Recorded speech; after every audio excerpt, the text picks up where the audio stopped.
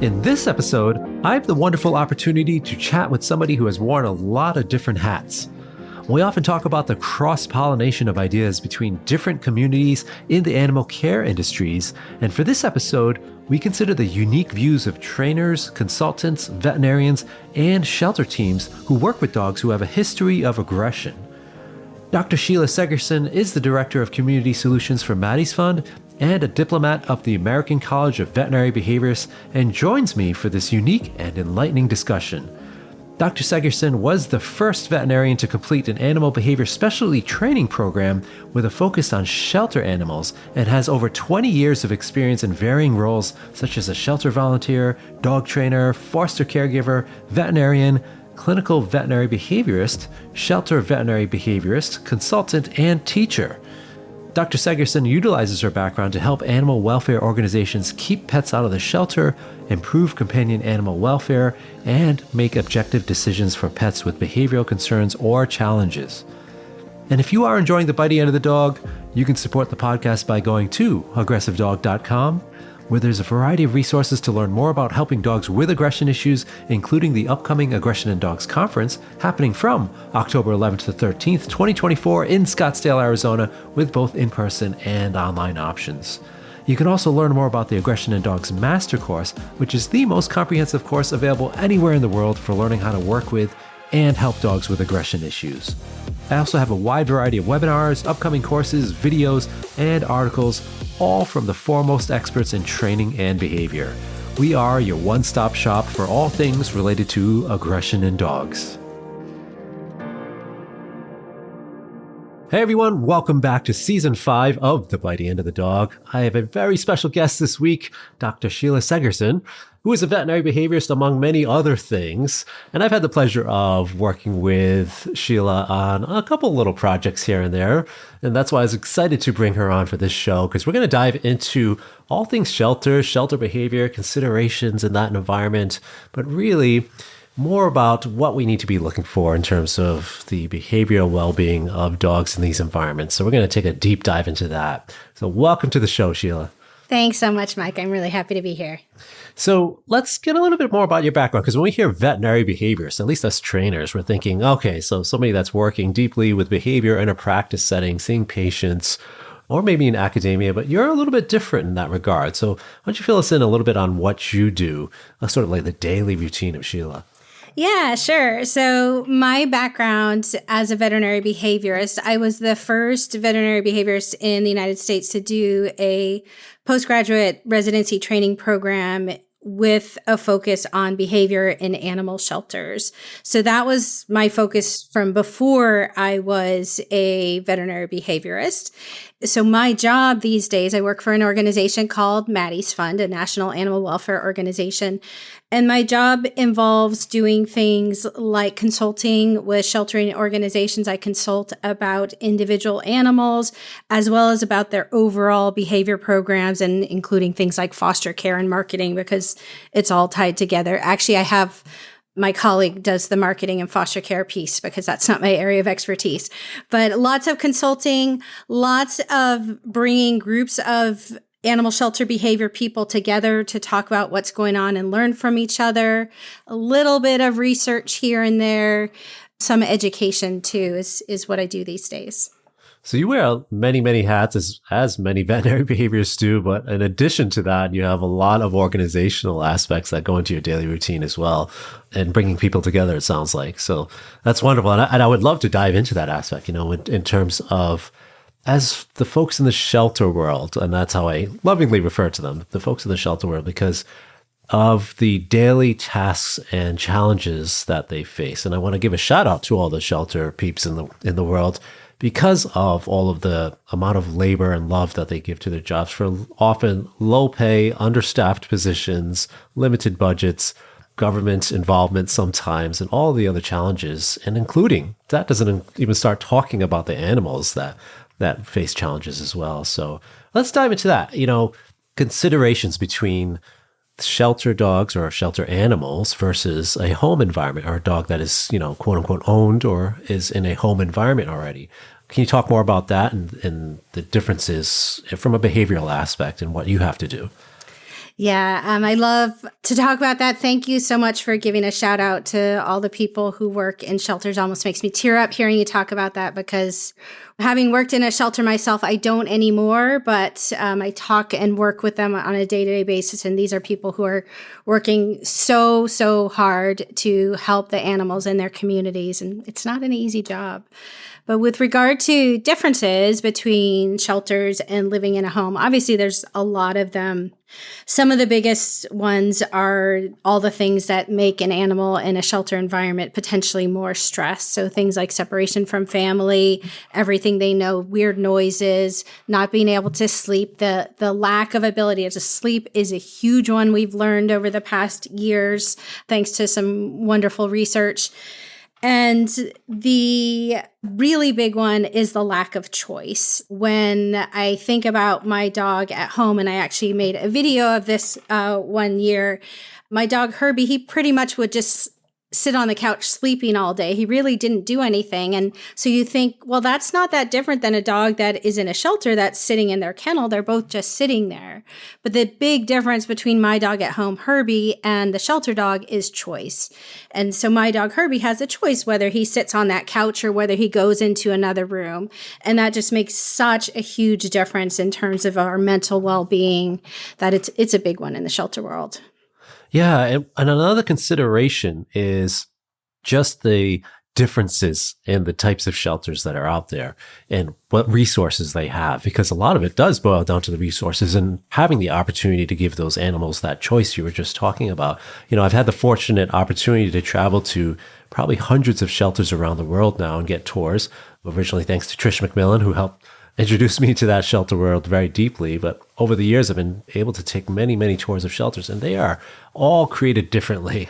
I will say there's obviously lots of similarities in some of the larger humane societies and shelters, but you get all kinds of variety in terms of staffing, in terms of resources, in terms of the environment. You know, some shelters are struggling with, leaky floors and that are, 50 to 70 years old and haven't been remodeled at all. And you have some that are state of the art with, hundreds of staff members. And some of the other places are struggling with maybe a limited budget and 2 staff members. So that can be a really challenging aspect of, I'm sure, what you see. So what are your thoughts on that? Just kind of like an overall, and then we can dive into the nuances, but like an overall, what shelters experience from that challenging point of view?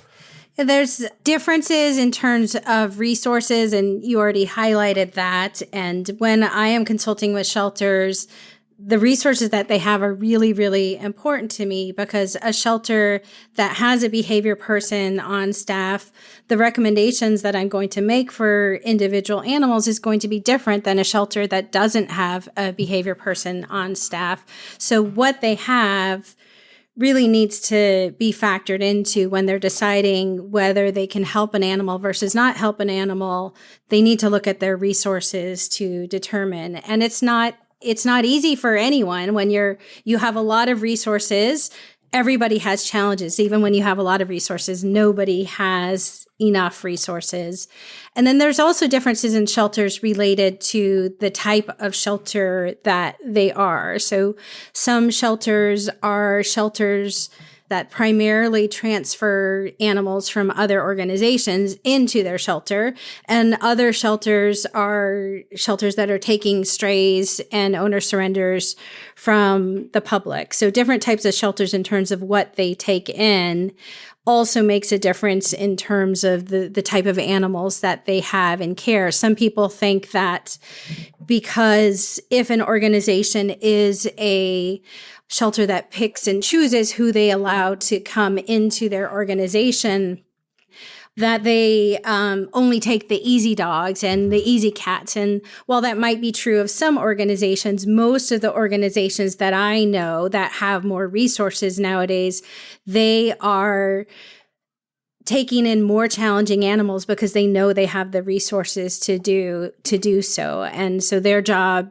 everyone who works in a shelter has a really challenging job, but for different reasons, if that makes sense. Absolutely. And I think it's a reason for us to empathize with, because it's easy to point fingers, right? When we see a dog that might be euthanized for behavior in one particular organization, but we see subjected to a long-term stay in another. We might see adopted out in another organization. And I think it really depends much on what you're talking about there, the resources available, the risk tolerance, and so many other factors, of course. But again, I find a lot of criticism sometimes of organizations without full realization of the struggles that organization is facing. So I think it is important to empathize with all of those variables, the staffing, the resources, the risk assessment, the tolerance of the government influence. There's so many variables. So in that regard, let's kind of talk about that risk assessment for a moment. And let's say we have dogs with a bite history in a shelter environment. I know it's a broad question, but can you expand more upon your thoughts about how a shelter should assess risk? Since we're often talking about aggression in this podcast. Yeah, so assessing risk, once again, depends on the shelter and the resources that it has available. So that's the first thing, is the shelter needs to know and understand who and what they have available, both within their organization and outside their organization to support. So if they have a slightly more challenging case, let's say a dog with significant separation anxiety, who in the community do they have to consult with support, or do they not have anybody at all? So that's a big piece of things. And part of what I do is helping organizations know where they can go to look, like IAABC, for resources to learn who's out there in their community. So resources are the big underlying everything. But in terms of factors, and actually before I go there, so some organizations are organizations that have hardly any resources. So when it comes to decision making and factors to consider, it's both very, very easy and very, very difficult for them because they just don't have the capacity to be able to support. So as an example, years ago, probably over 10 years ago now, when I was at the Center for Shelter Dogs, we did research on resource guarding. And we found that the vast majority of the dogs that we placed into homes with a history of food aggression did really well I shouldn't say the vast majority, the majority did well in homes and did not have a problem that the owners noticed with food aggression in the homes.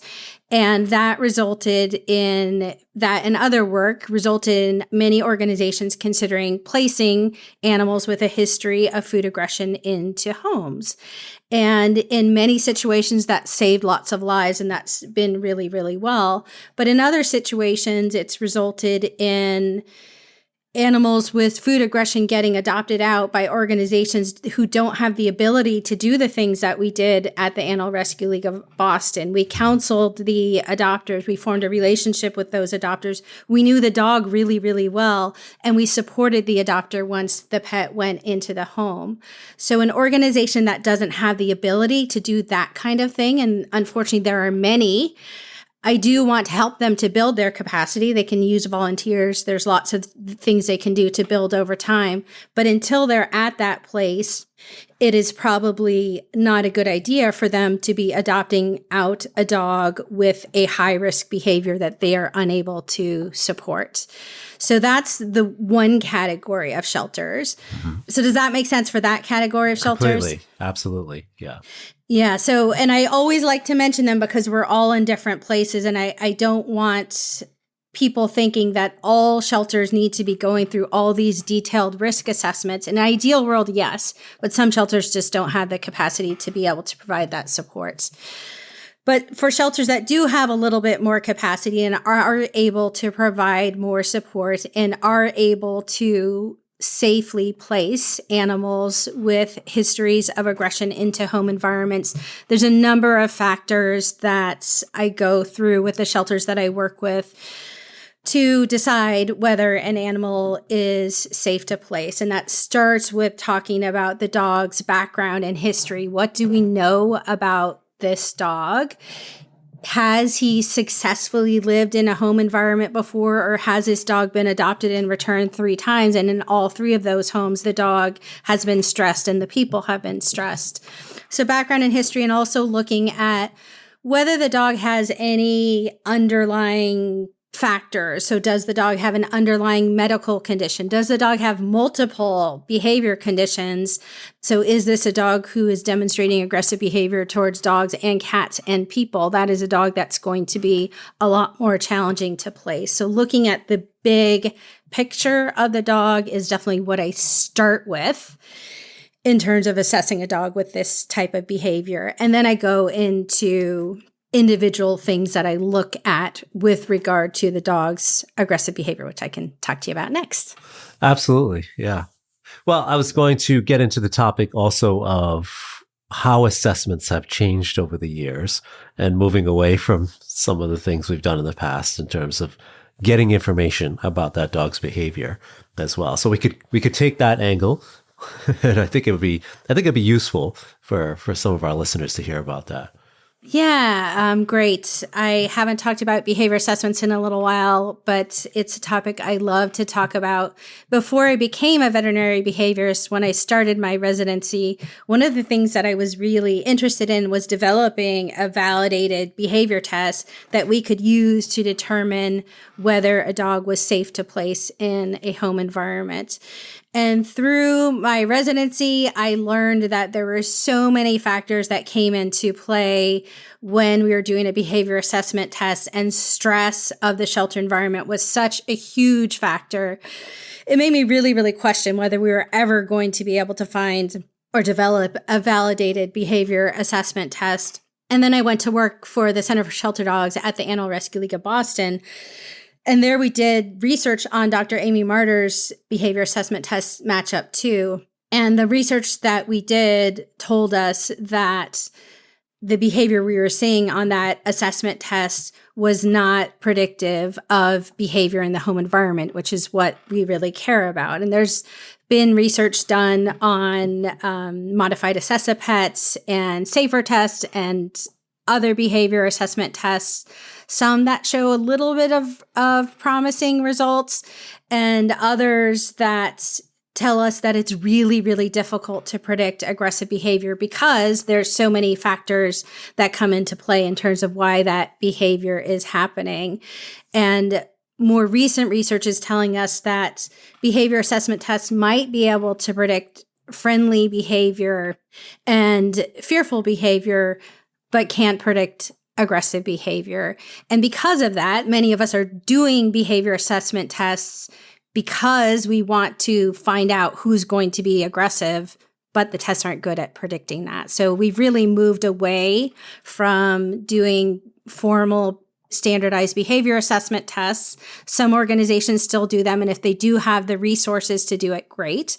That's another concern, is just that if we have limited resources, like we've already talked about, spending those resources doing a test that is not predictive of future behavior versus spending time with the dog and getting to know it in a positive way, I'd much rather spend the time getting to know it in a positive way.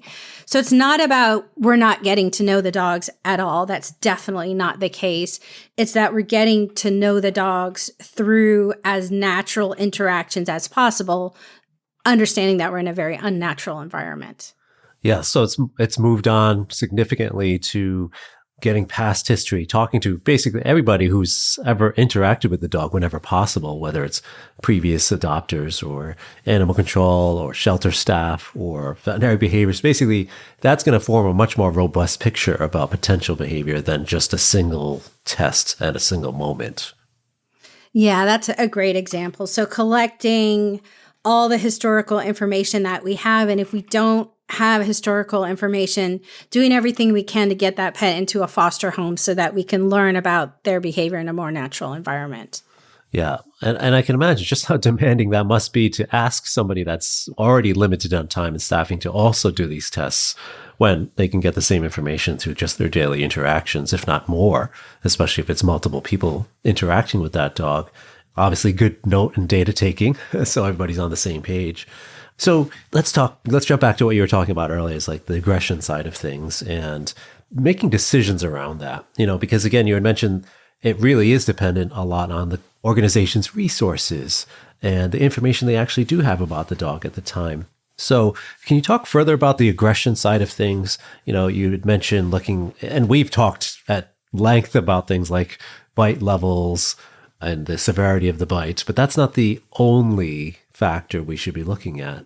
Kind of going off into a lot of different directions here, but I would love to again, focus on the aggression side of things and how shelter organizations can look at this assessment of risk, and considering all the other factors, the public involvement and the risk, the liability aspects, all these things come into play.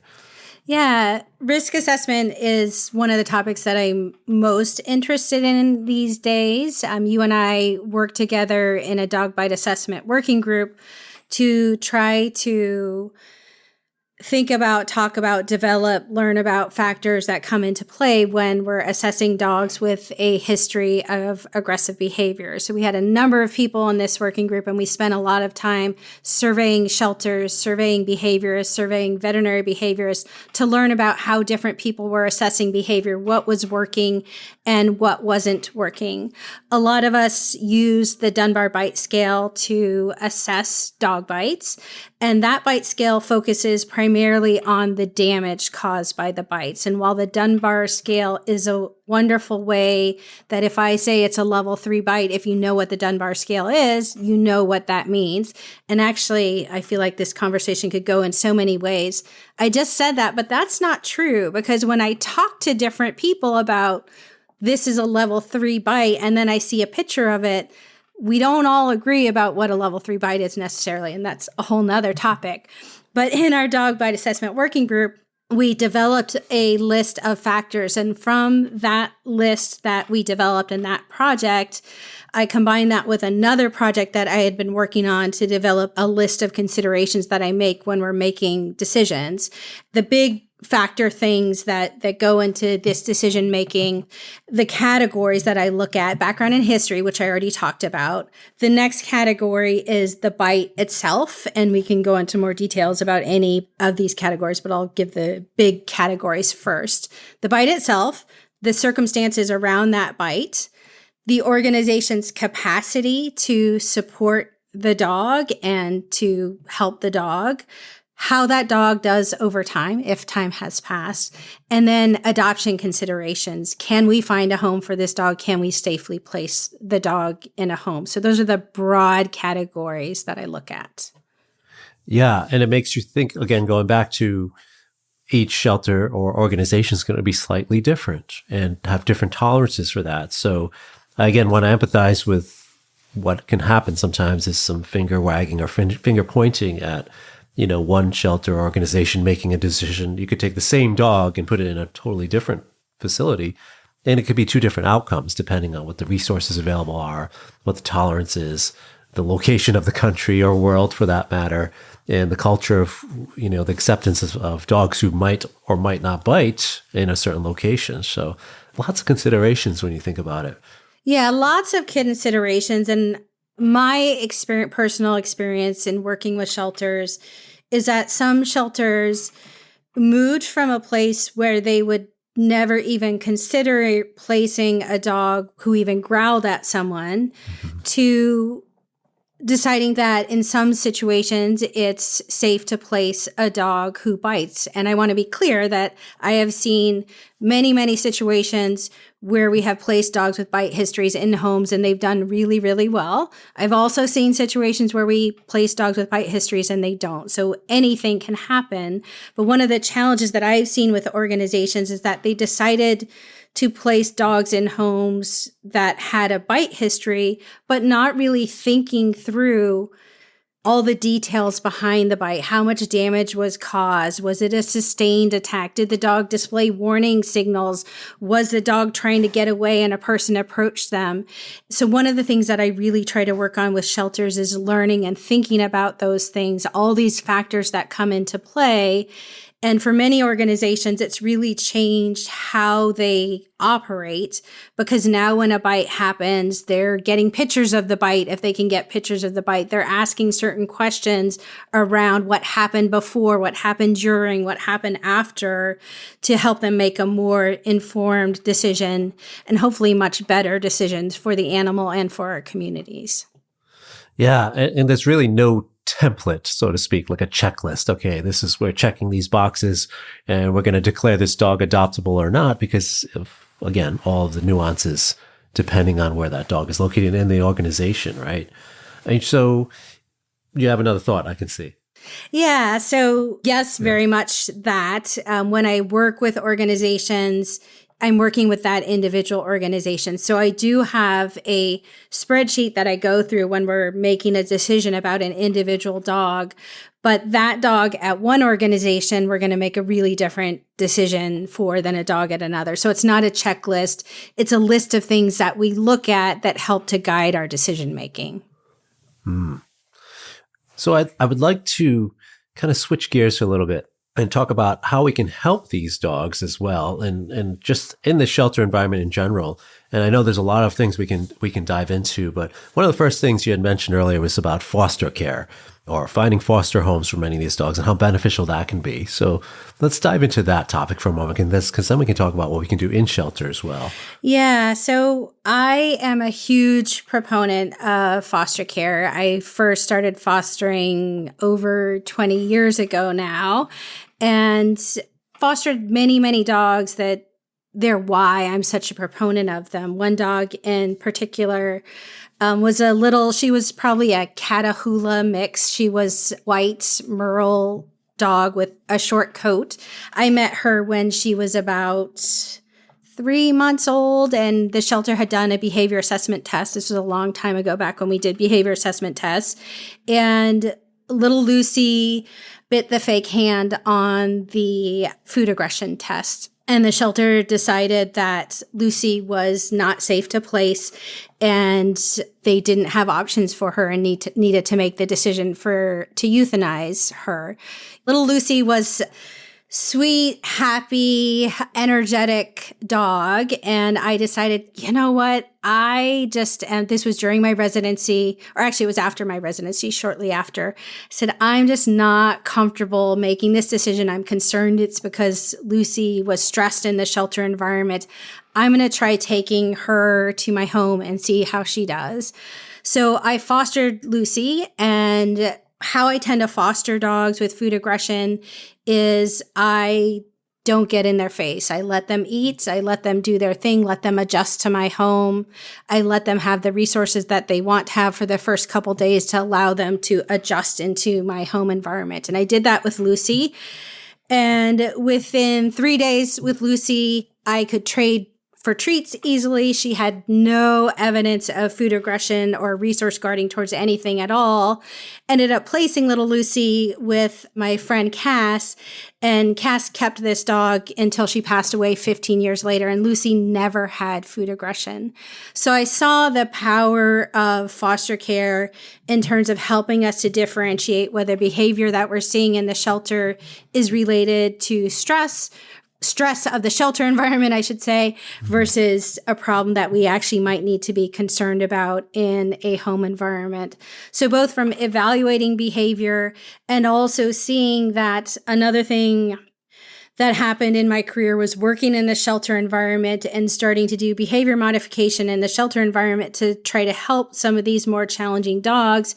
I was always fighting against the stress of the shelter environment, in that I would start these behavior modification plans, but the dog would oftentimes deteriorate over time. Even though we were doing playgroups, we were doing walks, we were doing quiet time, we were doing enrichment, we were doing everything with them, but they would still, especially the dogs that really needed behavior modification, tend to deteriorate over time because of the stress of the shelter. And yet, when I took these dogs into my home for foster care or sent them out to foster care, these dogs would oftentimes do much, much better. And we'd see a completely different dog out of the shelter. So I work very closely with someone, Kelly Dewar, who's a foster care specialist, and she and I work really hand in hand. I talk about the behavior side of things. She talks about the foster side of things, because I feel like foster programs are a critical piece of a successful behavior program. Yeah, and you mentioned something really important there is the LOS, or the length of stay for a lot of dogs. And I would love to dive more into that as well. These, the Association of Shelter Veterinarians, or the ASV guidelines, which kind of is a really well put together package on all the things we should be looking for, not from just a behavioral standpoint, from medical and all the other factors that can help dogs. But I'm going to take a quick break to hear a word from our sponsors, and we'll be right back to talk about those ASV guidelines. Hey friends, it's me again, and I hope you are enjoying this episode. Don't forget to join me for the 5th annual Aggression in Dogs Conference, either in person or online, from Scottsdale, Arizona, from October 11th to 13th, 2024. This year's lineup includes many incredible speakers, including Dr. Clive Wynn, Dr. Jessica Heckman, Emma Parsons, Sarah Colnice, Lori Lawless, Carmeletta Ofterheide, Jess Feliciano, Dr. Amy Cook, and many more. Head on over to aggressivedog.com and click on the conference tab to learn more about the exciting agenda on everything from advanced concepts in dog body language to working with aggression in shelter environments to genetic influences on behavior. Dr. Amy Cook will be bringing her entertaining and energetic personality to the grand reception and cocktail party, which, by the way, will be live streamed as well as in person. And as usual, you'll find a wonderful, kind, caring, and supportive community at the conference, both in person and online. I also want to take a moment to thank one of our wonderful sponsors this year, Pets for Vets. Did you know that approximately 1 million shelter animals are euthanized in the U.S. every year? At the same time, many of our country's veterans are experiencing post-traumatic stress disorder, traumatic brain injury, anxiety, and/or depression. Pets for Vets founder and executive director Clarissa Black created a solution for these problems by rescuing and training animals for veterans. Pets for Vets has a unique program model that customizes each match between a veteran and a shelter animal to create what is known as a super bond. Each animal is selected and trained specifically for each veteran based on the nuanced relationship between animal behavior and human personality to ensure a successful, reciprocal, and enriched relationship. Pets for Vets has a positive reinforcement mentality at its core for animals, veterans, and trainers. In addition to helping veterans and rescue animals, Clarissa has created a generous opportunity for positive reinforcement trainers to join our organization. Trainers are able to participate anywhere in the U.S. while receiving stipends, professional development opportunities, and maintaining a flexible schedule. Pets for Vets is also seeking new partnerships with animal shelters and rescue groups from around the country. For more information, please visit petsforvets.com. All right, we're back here with Dr. Sheila Segurson, and we were just talking about the ASV guidelines in terms of, it's really a great package that kind of details all the things to be considering in the shelter environment, as well as the length of stay we were just talking about. So why don't we touch base on that first, and then we'll get back into the shelter environment. So length of stay, the amount of time, regardless oftentimes of the amount of enrichment and exercise and all of these things we can do, sometimes we still see the behavior deteriorate. And you had mentioned stress of the shelter environment, but what are some further thoughts? Is there more research about this now? Is there other things that you see are benefiting the dogs in this kind of long-term stay situation?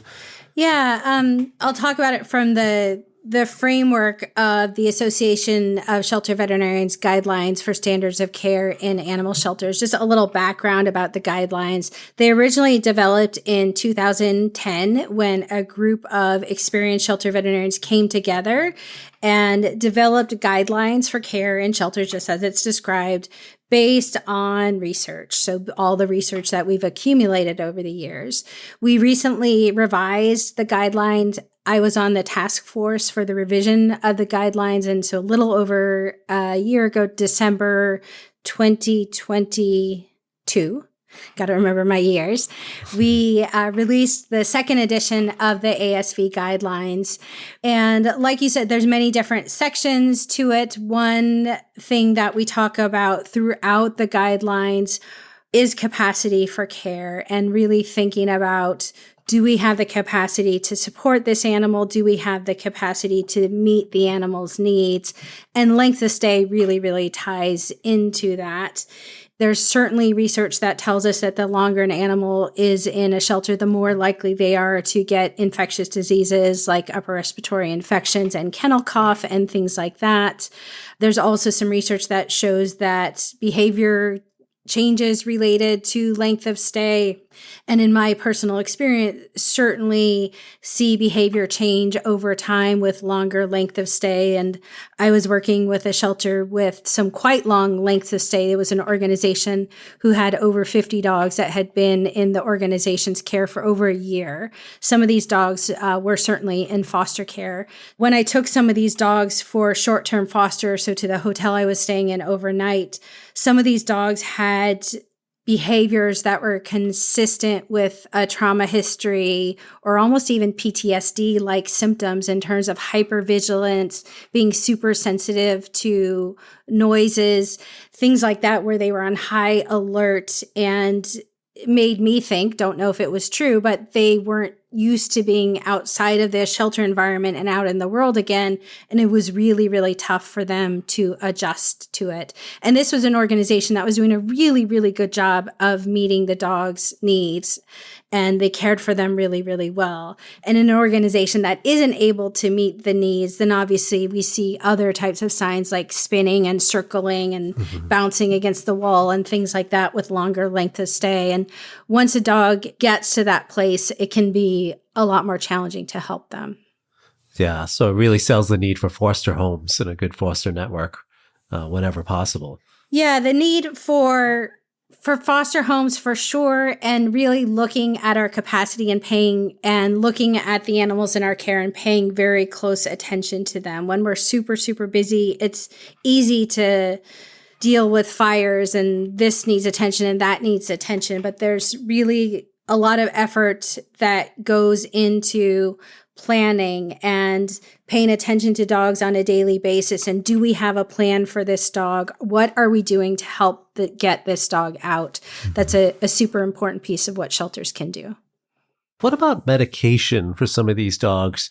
Because people listening to the show a lot, we talk about medication a lot on this on this show, but in the shelter environment, it's going to be different. And what are your thoughts on administering medication to dogs? Is it more common in that kind of situation, less common, more beneficial? Great question. And how I talk about medication these days is very, very different than I talked about medication 20 years ago. 20 years ago in the shelter environment, I was not using medication at all. But now that we are keeping dogs for longer periods of time, now that we know a lot more about trauma and the impact of trauma on a dog's behavior, we know that some of the dogs coming into the shelter have a trauma history. We also know that the shelter is, as much as we try to make it a good place for the animals, it is a traumatic environment. It oftentimes is a traumatic environment for the animals who come into our care. So because of that, behavior medication is sometimes an essential piece to help a normal animal cope with an abnormal environment. Mm-hmm. And so we're not drugging them to sedate them in the shelter environment, but we're using medications to lower their fear, anxiety, and stress so that we can see the dogs who they really are.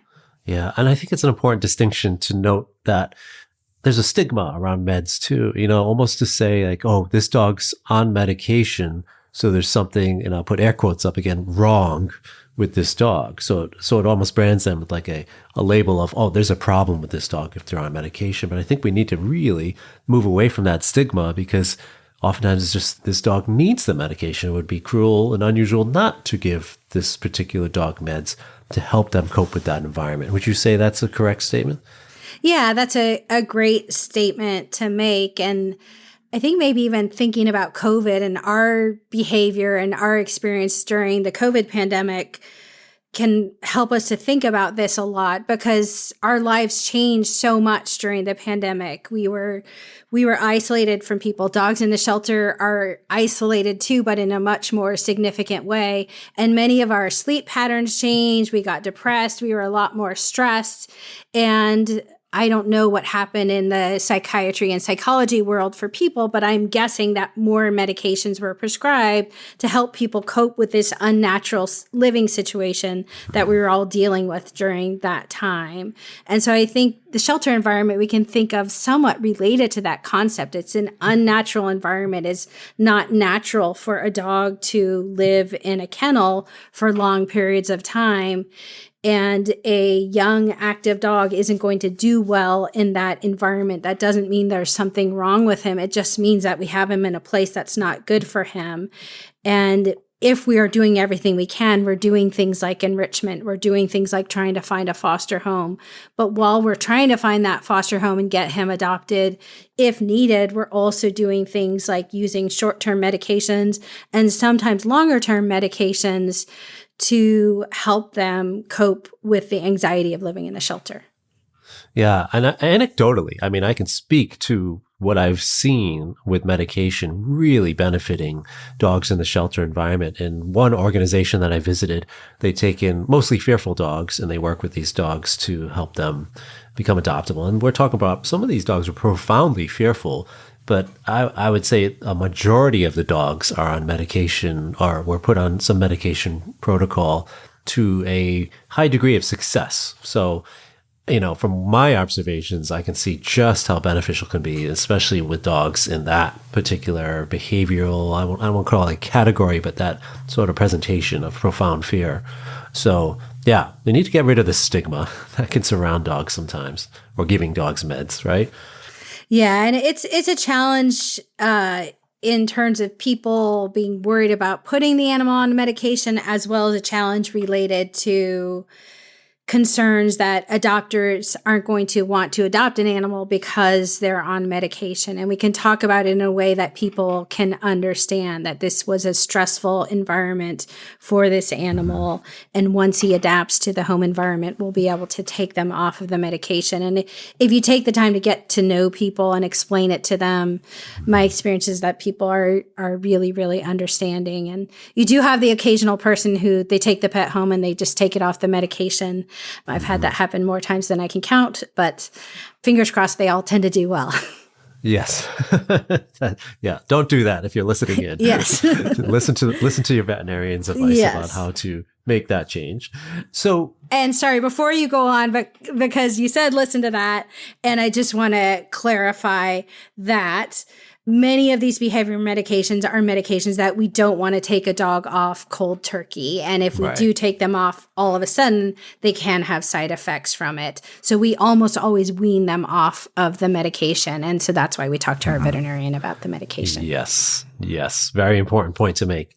Let's talk about other things now that we can do to help dogs in the shelter environment with all of these stressors that come naturally in a foreign place for many dogs. There's many beautiful things in that guideline, the ASV guidelines, about what we can do from a behavioral enrichment standpoint. So what do you want to dive into first? Maybe playgroups, because that seems like not something that's attainable for a lot of shelters I've been in, but it's so beneficial when I have seen that implemented. So your thoughts there, playgroups in general. Yeah, playgroups can be super beneficial for dogs. When we are starting a playgroup program, it's really important to, number one, have structure and plans around it, because anytime we have dogs who don't know each other, interacting with each other, there is a risk that something negative can happen and a fight could break out. So having structures and plans, but really paying attention to the individual dogs. Playgroups changed my life when we first started using them at the Animal Rescue League of Boston, probably back around 2010 or so, because I got to go out with the dogs every morning and hang out with them, and I got to know them so much better, and it was so much fun. And the dogs enjoyed it so much. And there were different groups of dogs, and definitely something we recommend doing is if you have playgroups, having types of dogs that are similar together, and that there's many dogs who don't want to play with other dogs, but they really enjoy playgroup because it gives them that choice. It gives them that freedom. So it gives them that time to walk around the play yard and just do their own thing, which is amazing. That type of dog, sometimes if I force them into a playgroup with a bunch of really, really active, energetic dogs, that dog is going to be miserable. So playgroups are great if we're doing them thoughtfully and carefully and paying attention to what the dogs want and what the dogs are telling us so that we can give them access to choice. Yes. And You also see a lot of dogs start to open up socially with other dogs once those play groups are involved. So maybe you have some real wallflower kind of dog. And an argument from somebody observing that, like, oh, that dog doesn't want to actually be in the play group. But then after a few sessions, suddenly you have this social butterfly with other dogs. And it's kind of interesting to me because sometimes we make, as trainers, we'll be like, oh, no, that's a bad idea. Don't do that. Look, you can see how the dog wants to avoid it. But sometimes we have to maybe know when to push a little bit to make sure we're affording that dog that opportunity. So have you seen that similar phenomenon where it's just, you see dogs just start to really become social butterflies? Yeah, for sure. Social facilitation is a wonderful thing, and definitely have seen many, many dogs who, when they first go into playgroup, the thought is, oh, wow, this is not going to work. The dog isn't going to do well. And sometimes even within that same playgroup, they completely turn around. Sometimes it does take a couple of times. Oftentimes it's seeing the other dogs playing and interacting and nothing bad happening that helps them come out of their shell. I've also seen it help in terms of human interaction because they come out of their shell, they're playing, they're doing positive things. Positive welfare is something that we talk about in the ASV guidelines. They're doing positive things that help to add good things to their life, and it can change their whole attitude about things. So yeah, for sure, if the first time doesn't go well, I'm going to be careful about who I'm placing that dog with. I don't want to put that dog with a dog who's going to be poking at them. But if we give them time, many dogs say, hey, this is actually a fun thing. Yeah. And they also, some of the other benefits I've witnessed and also heard many times is that the dog might be somewhat fearful or reserved around people, but that handler keeps coming to their kennel door every single day to bring them to playgroup. Suddenly, they're their new best friend because that person predicts the fun event is about to happen. So it's interesting to see that. Yeah. Yeah, definitely something I've used both in private practice and in the shelter environment is with really, really fearful dogs who don't want to walk outside, just taking them to that positive place so the dog can learn that if I can get you outside, good things happen. And once they learn that there's this whole world of fun things, then they're like, oh, okay, I can walk through the shelter. Good things are going to happen. Yeah, that's awesome. Now, let's talk about enrichment items and spaces. Some of the really wonderful things I've seen is shelters creating different substrates, different scents, like almost like a sniffari in a way, but they've got dried shrimp shells, or people bring in different animal products from home and they put these scents around the yard. They have all kinds of different surfaces for the dogs to walk around on so they get used to, like, say, sand and water or wading pools or gravel, and all kinds of different ideas to keep the dogs enriched and seeking out new experiences, both from an olfactory and a tactile and a vision sense, like so many different ways. So what is something you've seen that's been really successful, or maybe you have a story about enrichment? So enrichment is one of those things that I feel like early on in my career, that was all I ever talked about. And I feel like I don't talk about it that much nowadays, but it is such an important thing. I think two things. One, you mentioned olfactory, and I think olfactory enrichment is so valuable. I used to do search and rescue with one of my dogs, and I could give my dog the exact same amount of exercise, but one was sniffing to find that lost person. The other was just a regular walk. And he was 10 times more tired from using his brain while he was smelling. And so olfactory enrichment, which sometimes seems like something that is not really helping, and we don't necessarily have the research, but there's a lot out there that tells us that it can really help. My favorite kind of enrichment is not always the easiest type of enrichment, and it unfortunately goes against the veterinary community a little bit, in that I love natural surfaces and exposing dogs to nature and taking them on walks in nature and taking them on hikes. So taking them on field trips away from the shelter is one of my favorite things.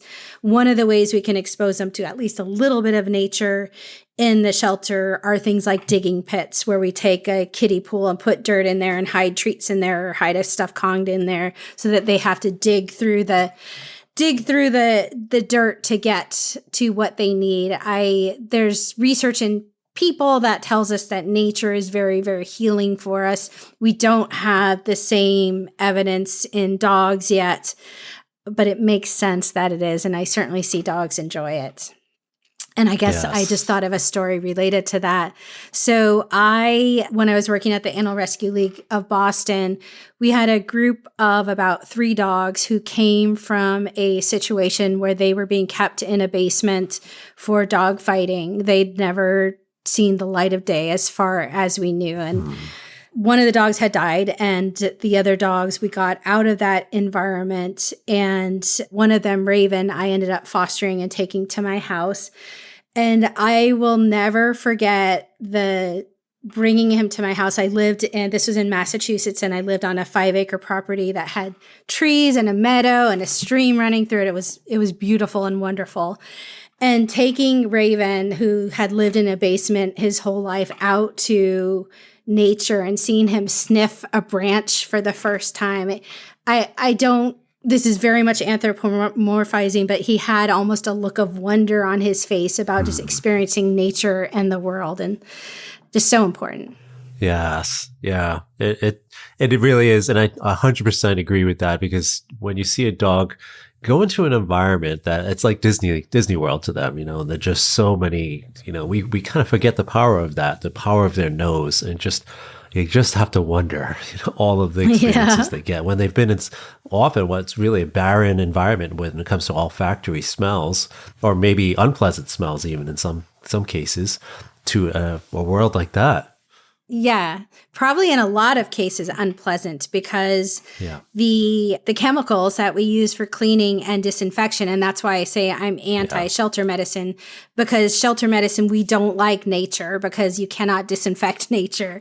And but in the shelter environment, we do use disinfectants, and they're chemicals that smell that aren't pleasant. So there definitely are negative. And then also just the smell of other dogs being fearful and anxious, and of not the cleanest. They don't get out as often as they want to. So having urine and feces in the kennel. So lots of unpleasant smells in the shelter environment, unfortunately, in some situations. Yeah. It's some things we don't think about because we don't have the same level of sense.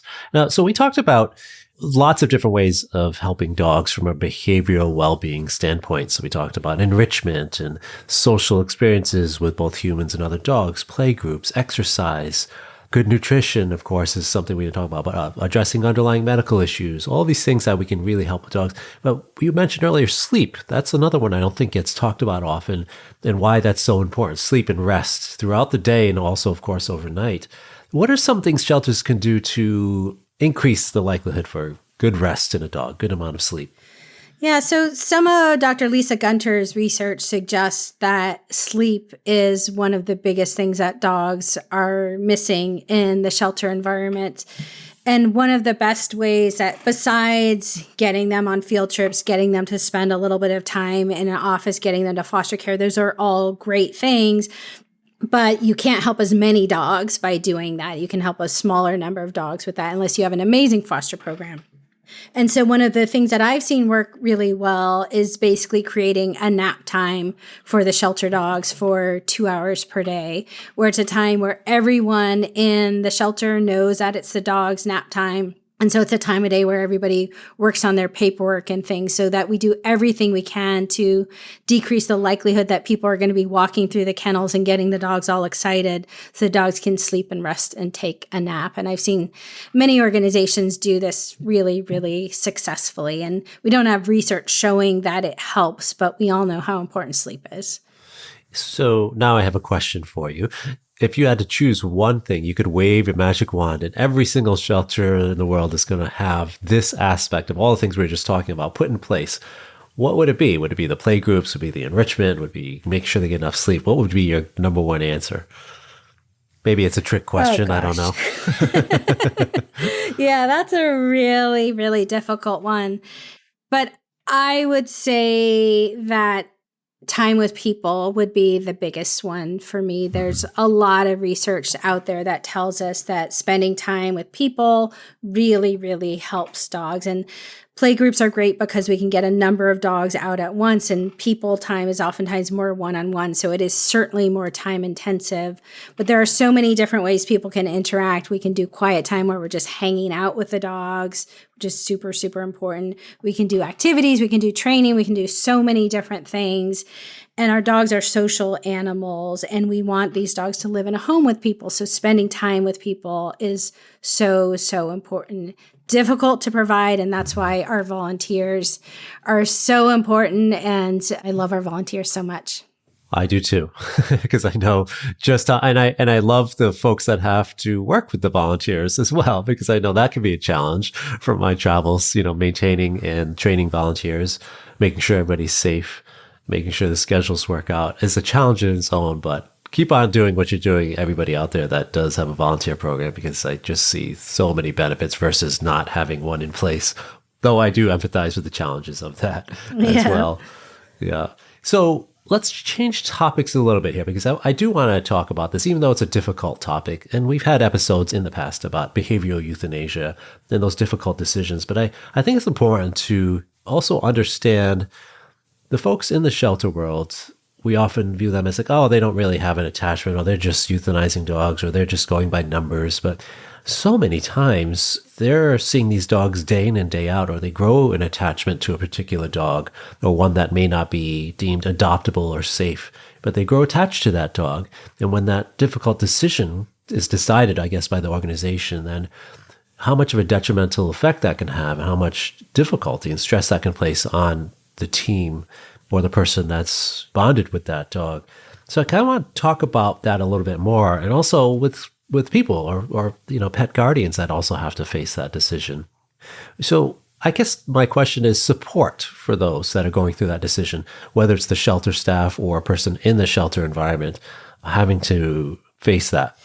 Yeah, that support piece is critically important. As you said, the shelter staff and volunteers get incredibly attached to these dogs. These dogs are their families.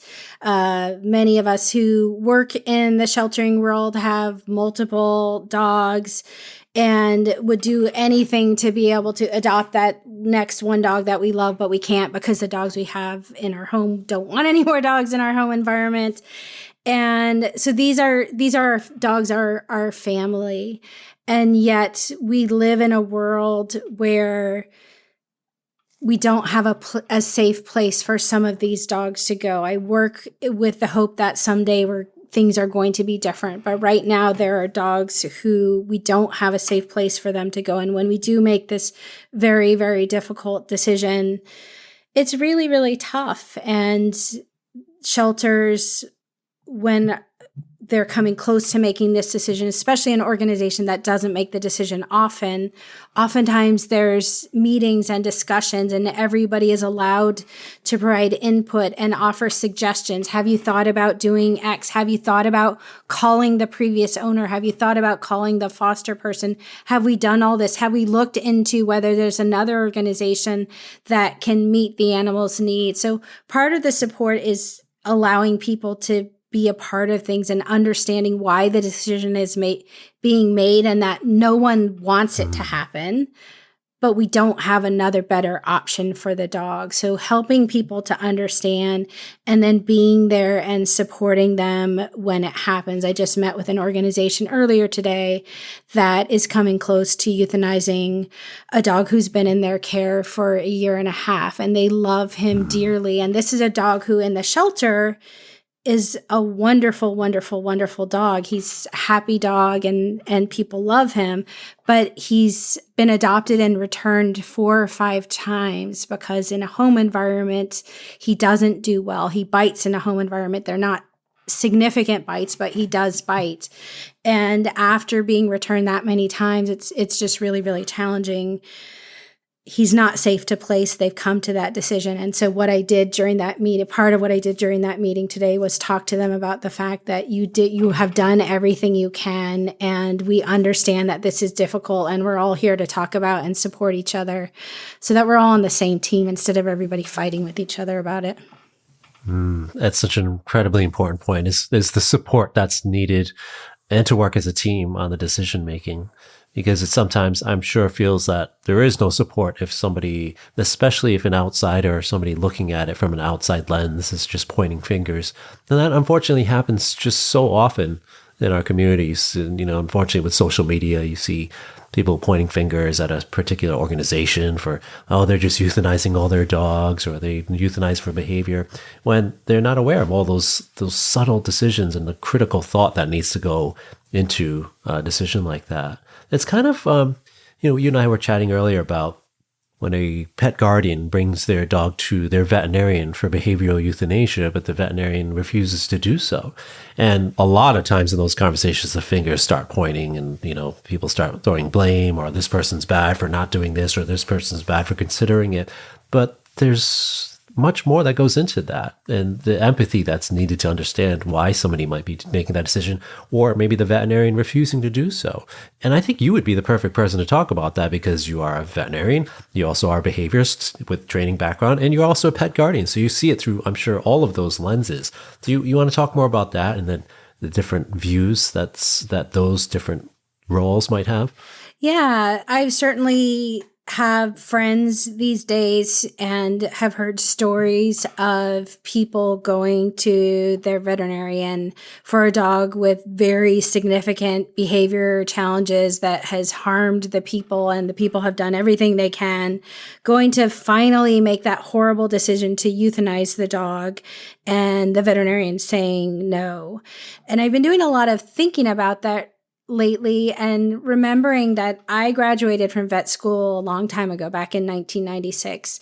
And back then, we had a really, really different world when it came to euthanasia. And when I was in my ethics class in veterinary school, we were taught that when a person comes to you asking you to euthanize their dog or their cat, you need to really dive into and find out why they are euthanizing that animal to make sure that it's the right decision, and not just automatically euthanizing any animal that comes in, which I think is still valuable to this day. But I think sometimes veterinarians are so busy, they want to do what's right for their community. And when a person comes in to euthanize their dog and they don't have all that history of what that person has been through with the dog, and so they start that same questioning process of, oh, he bit someone, that a veterinary behaviorist can help that. A behavior consultant can help that. You need to go do X, Y, and Z. And I think, as you said, having those discussions, taking time to get to know people and talk to people and understand where they are. I am someone that once my client or friend has made a euthanasia decision, my job is to support them in that decision, because I know, and I try to say this without crying, I know how hard it is for them to had come to that decision. So I think that, and I've heard that it does happen a lot more nowadays. And so our younger veterinarians have a different educational process than I did.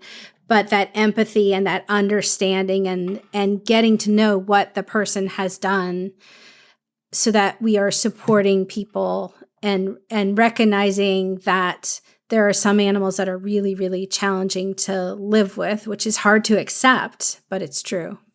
Yes.